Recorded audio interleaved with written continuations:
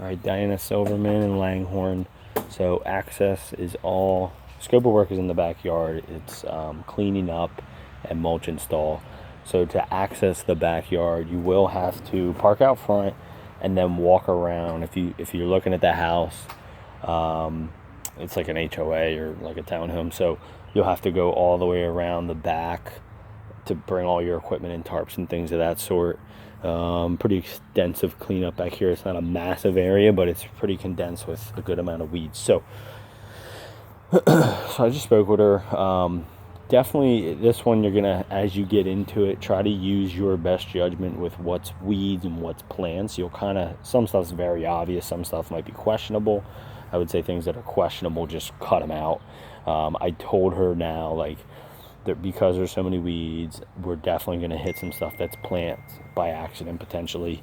And she said totally fine, it's all good, just, you know, do your best or whatever with it. So yeah, so like starting over here, and I'm not going to go deep into everything.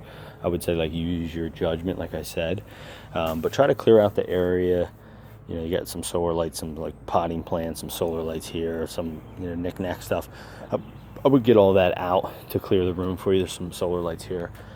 I mean, essentially what we're trying to do is just bring this back, clear out all the weedy growth and crap, cut back some of the plants, and then fresh black mulch install. I would say spray where you can, not that you'll be able to spray in a ton of spots. Go heavier on the preen and try to go a little bit thicker than normal with the mulch as well. All that to try to help with the weeds coming back so aggressively. So the tall grasses over here, it's kind of later in the season to cut these back, but I said because most of that's dormant and dead, let's just cut that like all the way down. There's not a lot of green in there anyway, so you can cut the tall grasses out pretty much completely. This like rosy bush here, so there actually should be like a walkway to the gate right there, so you definitely want to cut this back, like dice it here so that you have access to the gate walkway, and then kind of use your judgment with the hand snips or the hedge clippers or whatever, and just do a light like pruning and shaping of it. You want to give it a little bit of separation from your other plant over here. Got another tall grassy plant here you can cut back.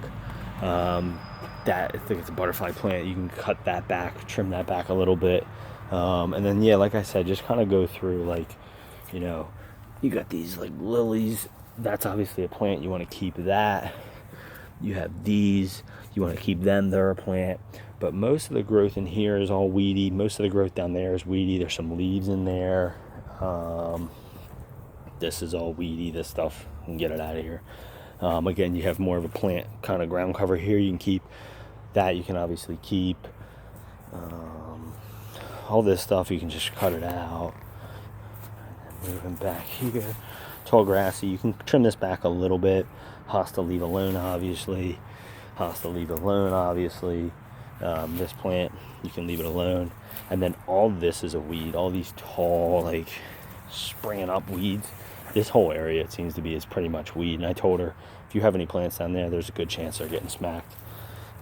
She said there might be something in there, but she's not sure. She said it's like all good, not super worried about it. But yeah, so most of this will be cleared out. And then you have the tall grasses back there as well. Same thing as the one over there. Let's just cut it back. Really should have been done in the fall, probably, or the early spring, but we'll just do it now. And yeah, that's kind of it. And then, you know, get it all prepped, ready to rock, and then bring in your fresh mulch. Obviously leave that. Most of that's weedy growth. So, and then this is like really your only access to the yard is this gate right here. So definitely gonna be labor intensive for that. You're gonna have to, like I said, bring tarps, come around from this way. I didn't walk that way, but I think this way is quicker. You know, and then you have to drag it all the way back out to the street. Parking is a little tough out front, so you don't have a ton of room. So, but yeah, that's basically the scope of it.